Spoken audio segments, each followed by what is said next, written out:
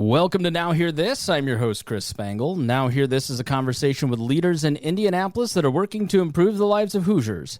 Our goal is to empower you to join in their work, make a difference while informing you about the unseen aspects of life in Indiana.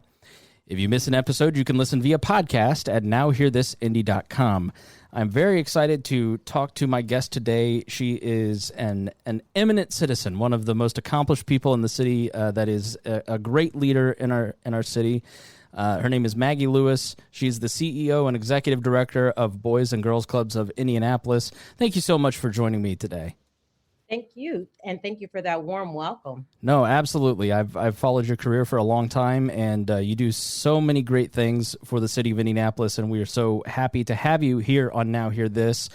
We're here today to talk about the Boys and Girls Clubs of Indianapolis, and let's start with what is that? We see the signs around. You may have heard of the organization, but what do you do exactly? Yeah, so Boys and Girls Clubs of Indianapolis, one, we have been around for over 125 years in our great city of Indianapolis. Our mission is simple, to serve the kids that need us most. We will do whatever it takes to ensure that our kids are successful, productive citizens in our community. And so that support and what that looks like varies. But again, at the end of the day, we want to serve the kids in our city that needs us most. How did the organization get started?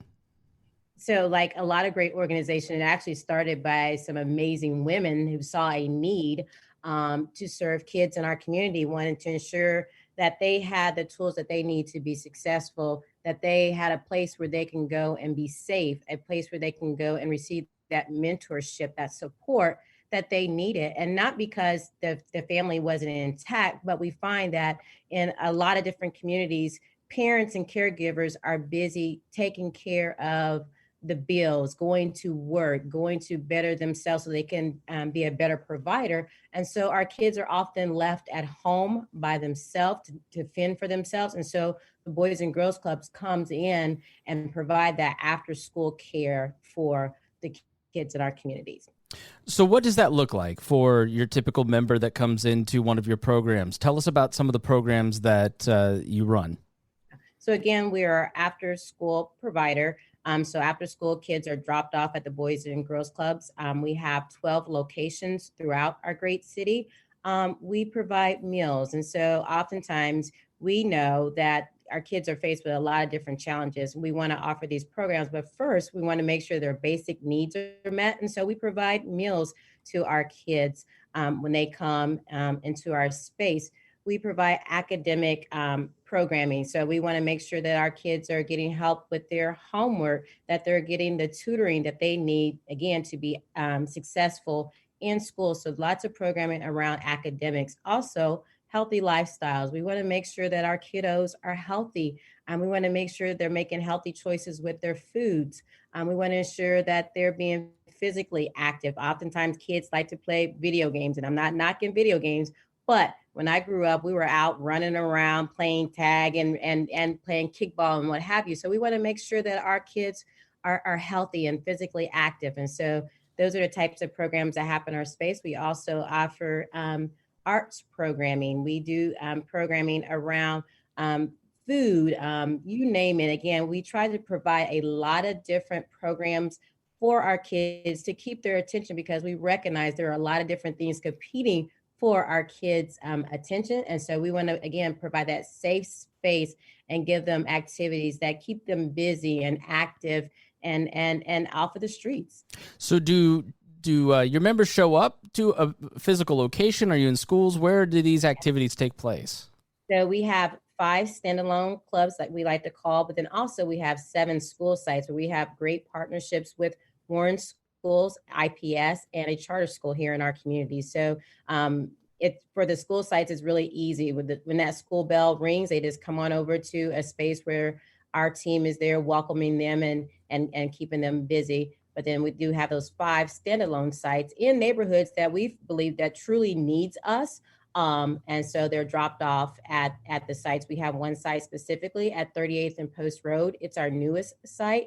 And we believe that community needed a Boys and Girls Club. And so we're there to be a great community partner, but then also located at a place where kids can get to us from the apartments over in that area specifically. We are talking to Maggie Lewis, who is the CEO and Executive Director of the Boys and Girls Clubs of Indianapolis, and their website is bgcindy.org. You can follow them on Twitter at bgcindy. Who is the typical member of one of your clubs? Yeah, so when we say the kids that need us as most, it's young people anywhere from the age of 5 to 18. Again, parents are often working, going to school, need that extra support for their family. So we become that safe place for families for mom and dad to go off to work, to go to school and do what they need to do. And again, 5 to 18 years of age are the kids that we serve. We here recently created a program for what we call Opportunity Youth from ages 16 to 24. Somewhere along the path, they've gone the wrong direction. They feel like they've gotten off the beaten path. And so we have the Pivot program, again, 16 to 24 years of age, for kids who maybe dropped out of school, gotten in trouble with the law, and just need some help rethinking what life could be. So we are also serving that age group as well, which is a little bit different than what we've done in the past. But again, we felt like there was a need in the community, and Boys and Girls Clubs, along with the city of Indianapolis, Employee Indy Cafe, came together to create this opportunity for these youth specifically. Can you give us some specific examples of, respecting privacy, but give us some reasons for why that particular program was necessary? What are you seeing out there in your work that our listeners ought to understand about the need for that program? So when we talk about Opportunity Youth, we're talking about, again, kiddos who may have dropped out of school for whatever reason, who have found that they needed to help support their family members, have gotten in trouble with the law. We know that African-American males in our community specifically have dropped out of school at a higher rate, have to deal with unemployment at a higher rate. And so again, with that type of information in our community, we felt like we needed to come together and create some support and programming around to help them rethink what success looks like and what life could be. Again, when kids drop out of school and find themselves caught up with the law or getting in trouble, like there's got to be someone to come alongside them and help them rethink what life could be. Do you have some examples of folks that have come out of the Boys and Girls Club and some of these programs, be it that specific one or others, that highlights your work, the importance of your work that really helped set someone up for success? Again, no fault of the parents' own, right? Parents have to do what they need to do to take care of their families. We often have young people who just don't have that mentorship. I can think of one young lady right now. Dad was out work doing what he needs to do. She was at home oftentimes by herself, joined the Boys and Girls Club at a young age and stayed with us through high school. Got to the point where she's like, I want to go to high school, but I know that I can't afford it. My father can't help financially. And so the Boys and Girls Club, because we have scholarship money and because she's been a member for such a long time, we were able to help this young lady go to college. And so she's at school, she's thriving. And because of that mentorship and that support, we were able to step in and help her family get this young lady through school and off to college. And we're very proud of that. And there, again, when I chuckle, my team chuckle when I say we do whatever it takes to ensure that a child is successful and are able to identify what success looks like. That's what I mean. Like, we will stand with a child and that family through as long as we can. And then again, when they turn 18 and they're figuring out what's next, we're going to be right there with them to give them the support and the tools that they need to be successful. Well, that is great. So if someone out there is listening to this and wants to involve their child in your program, how does one go about that? So you can give us a call at 317-920-4700. Again, 317-920-4700. You can also email us, or no, I'll say check out our website. It's probably the easiest, www.bgcindy.org. indy.org. Again, we're easy to find. Look us up, and again, we offer a program at such a low rate. So for the school year, it's $25. But if a family says we can't afford that $25, we will waive that $25. We just want to be a support to this community and to our kids. Now more than ever, we feel like our children need us. So I started this program a month before the coronavirus pandemic hit, and that has taken up the majority of the discussion, just seeing how our community has responded to the pandemic. And I have seen some amazing things come out of these conversations and the social entrepreneurial spirit, so to speak. How have you adapted to the pandemic? How has that changed your organization? What are you doing differently? Yeah. So when the pandemic first hit, like a lot of not-for-profits, we had to shift how we were offering services to our members. And so we started providing virtual programming to our kids. And so we use the Zoom platform to meet with our kids, to check in with our kids, to help with that e-learning. But one thing that happened, what we noticed immediately, our kids would sign up, but they didn't have the tools that they needed to participate in. For example, we would have them sign up to do an arts program, and then we realized, wait a minute, they don't have the paper or the scissors or the paste. And so we had to quickly go get some donations and get some support, and then drop off materials to our kids on their doorsteps to ensure that they're able to participate and get the best out of the program that's being offered. We also realized, like, hey, they were jumping on Zoom and then they were talking about being hungry. So with a lot of support of the community, we started dropping off food boxes at our members' homes.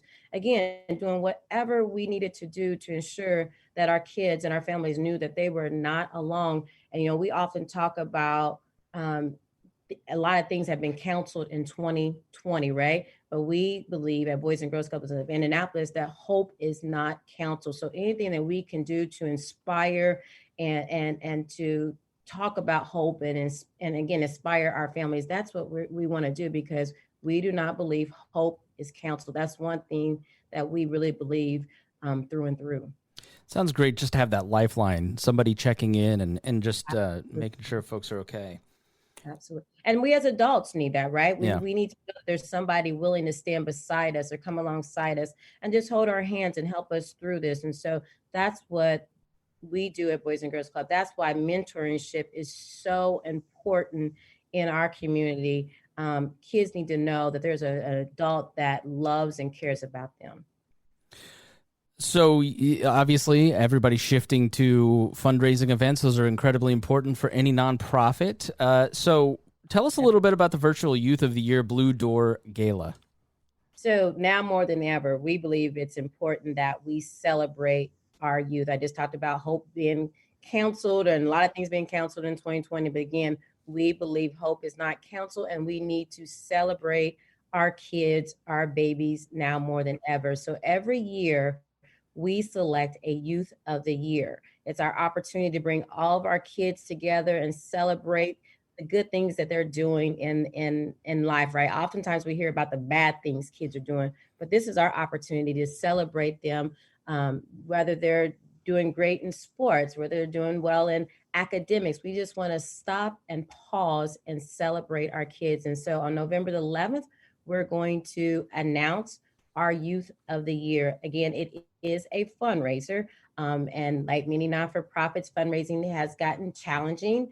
And so the feel of our gala will feel different. However, the purpose is still the same. We want to celebrate our kids and thank them for all the great things that they do too in our community. So that event is going to take place virtually November the 11th from 7 p.m. to 8 p.m. All the information, again, is on our website, and you can sign on to this event. It is free, but we are asking for a donation of $150. But again, if that is too steep for you, we're asking for a donation. Again, any amount that you can give would be greatly appreciated. Final question to Maggie Lewis, who is the CEO of the Boys and Girls Clubs of Indianapolis. What is the one thing you see every day in your work that you wish everybody understood? That our kids are amazing. They are amazing. Again, oftentimes we focus on the bad things that kids are doing, but we have great young people in our community, and we do need to celebrate them. It's often like with everything that's going on in the world, from the pandemic, the politics, all that negative stuff. We have some amazing kids that deserve our attention, and I promise you, they make everything feel so much better and put things into perspective like no one else. Maggie Lewis, CEO and Executive Director of the Boys and Girls Clubs of Indianapolis. Their website is bgcindy.org. Be sure to check them out. Thank you so much for joining me. My pleasure. Thank you. Thank you for listening to Now Hear This. I am your host, Chris Spangle. If you missed any portion of our program, you can listen on our website, nowhearthisindy.com. If you'd like to have your organization featured on the show, please email Gabby at nowhearthisindy@iheartmedia.com. Thank you for listening, and we will be back again next weekend with Now Hear This. Our goal at the Chris Spangle Show is to help you sound smarter while talking with your friends. If you struggle to understand politics, we explain it from an independent, libertarian perspective with all of the irreverence modern politics deserves. We toss out the screaming heads and put people before political parties and give context to the news to make you think. I'm the host. I'm a 15-year veteran of politics and media, and this show is published every Saturday. It's part of the We Are Libertarians network, and be sure to join Wall Plus for bonus podcasts, the complete archives, commercial-free shows, and more. Subscribe now at wearelibertarians.com.